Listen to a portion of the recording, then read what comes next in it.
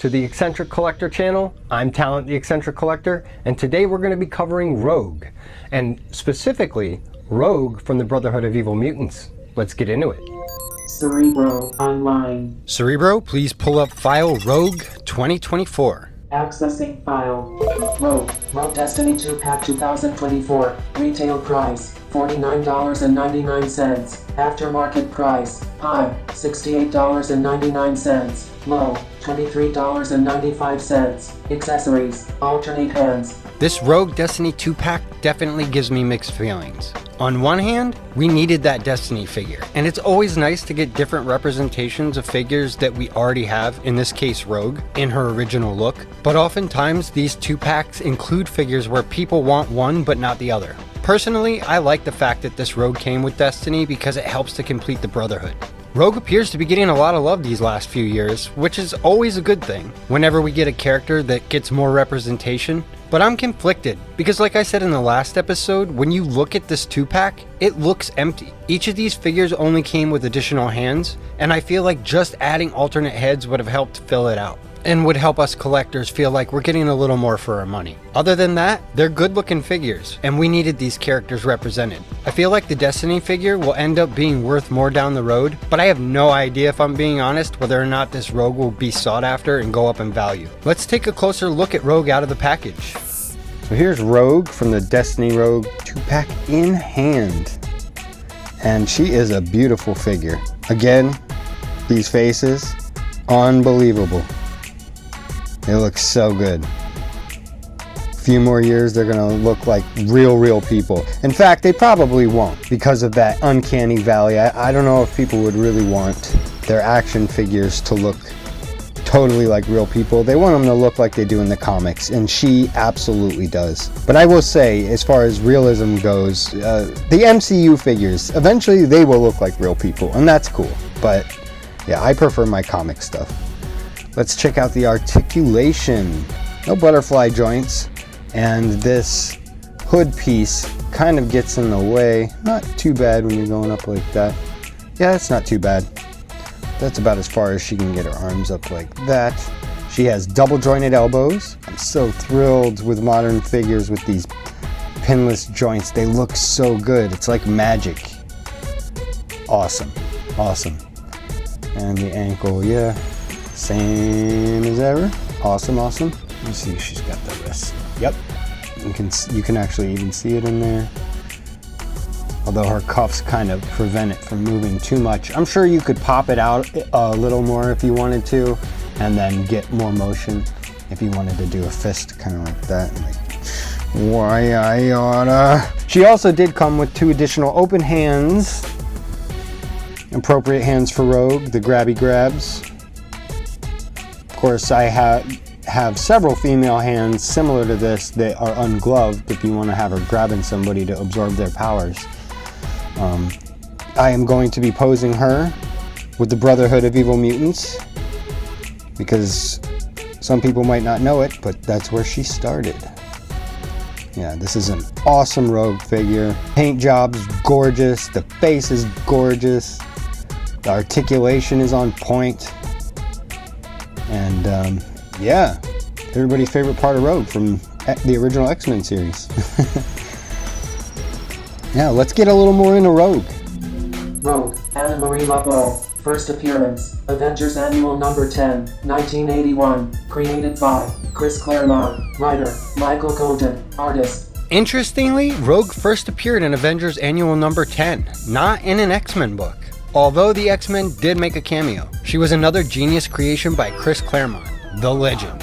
Rouge's powers activated for the first time when she had her first kiss with her boyfriend Cody, which ended up putting him into a coma. She ran away from home and was recruited to the Brotherhood of Evil Mutants and adopted by Mystique and Destiny. Rouge learned through Destiny that Ms. Marvel, aka Carol Danvers, was destined to bring tragedy to their lives, so Rouge decided to secretly attack Ms. Marvel. In the fight, Rouge absorbed Carol's powers, but holds on so long that she accidentally absorbs her entire persona, as well as permanently absorbing her super strength and ability to fly, as well as her psyche.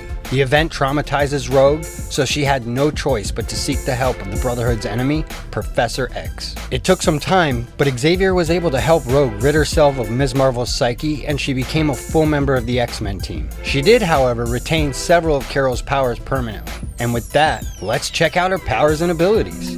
Powers and abilities. Memory and power absorption through physical contact. Permanently absorbed superpowers. Superhuman strength. Speed. Stamina. Reflexes. Mere invulnerability. Flight. Rogue's power from birth is her ability to absorb the powers, energy, memories, knowledge, talents, personality, and physical abilities, whether superhuman or not, through skin-to-skin contact. There is no limit on how many abilities she can possess at any given time. Most of her victims fall unconscious as a result of the absorption, and if she holds on long enough, they may fall into a coma or even die. Rogue often takes the physical characteristics of those she touches if they're a mutant, and as a result of their mutation have noticeable physical characteristics.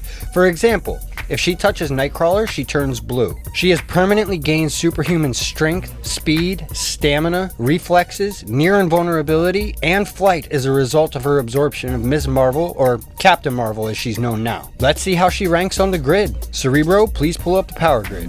Accessing power grid. Analyzing subject.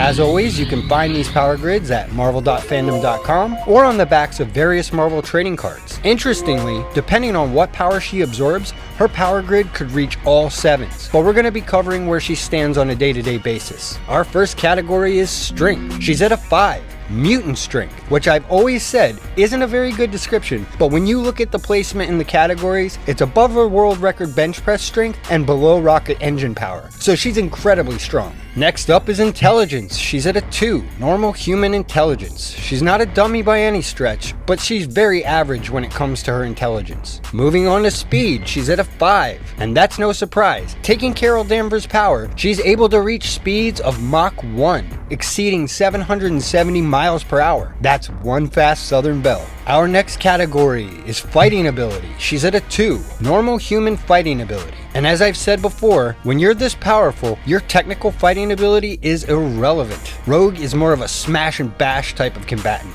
Similar to the Hulk, if you will. Maybe not as unrestrained, but she relies on that incredible strength rather than fighting technique. On to the next category, durability, another 5, bulletproof. Stronger and harder than any normal human's body, which makes her very difficult to injure. There are few foes that can inflict the kind of damage that's going to take Rogue down. There are plenty of examples of her getting blasted by all sorts of weapons, and she remains unfazed, not to mention taking direct punches from the likes of the Juggernaut and brushing it off. It's safe to say she's one of the most durable X-Men. Moving on to agility, she's at a 2, normal human agility. Nothing in her power set makes her more agile. That is unless she absorbs somebody's powers that grant her boosted agility. But day to day, she's walking around at a 2. Normal human like you or me. And our final category, energy projection. She's at a 1. She has no energy projection at all. No energy blasts, like I said. All of these categories could be boosted to a 7 depending on whose powers and abilities she manages to absorb. And there have been times where she's borrowed the powers of the rest of her teammates. And I'm sure it boosted her all the way up, but they are not permanently retained. So day to day, this is where she stands. Looking at her overall stats, it's safe to say Rogue is a powerhouse. Her strength, speed, durability are all at 5s, making her an incredibly powerful and dangerous mutant. Not to mention, if she gets her hands on you, there's a chance you're going to wake up with a real bad headache, and she will have gotten whatever she needed from you, including your memories and a bit of your personality. She may have started off as a villain, but she has more than proved herself to be a key member of the X-Men. And although we've gotten to see lots of Rogue in the comics, they never really did her justice in the movies, but in the X-Men the Animated Series, and continuing with X-Men 97, we get a real good look at Rogue in all her southern glory. And that reminds me, Cerebro, let them know. Be sure to check out X-Men 97 Reactions with Talent. Don't forget to subscribe. Definitely check out my X-Men 97 reactions. Season 1 is up and available to watch, so go check those out. And I'm currently watching FX's Legion, which has turned out to be a real pleasant surprise. So if you get a chance, check that out as well. And if you could, please subscribe to the channel and hit the like button. Every click goes a long way to helping the channel grow, and I appreciate all of you who are supporting me and my journey with this channel. That's all for today. I'm Talent the Eccentric Collector, reminding you, keep collecting. And until next time, Excelsior!